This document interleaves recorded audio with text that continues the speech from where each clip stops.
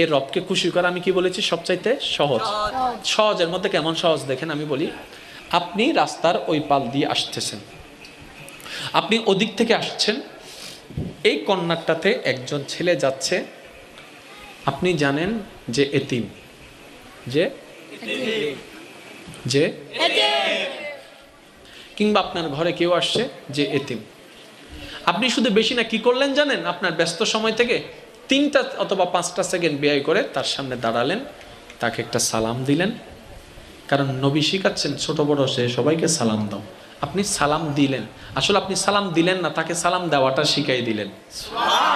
আপনি তাকে সালাম দিলেন, দেওয়ার পরে একটু কথা বলে হাসি মুখে শুধু মাথায় একটু হাতটা বুলাই দিলেন, আর মনে মনে নিয়ত করলেন, আল্লাহ তুমি বলেছো এতিমদেরকে ভালোবাসতে, আমি তোমার ভালোবাসা পাওয়ার জন্য কাজটা করার চেষ্টা করছি, মওলা তোমাকে রাজি কর।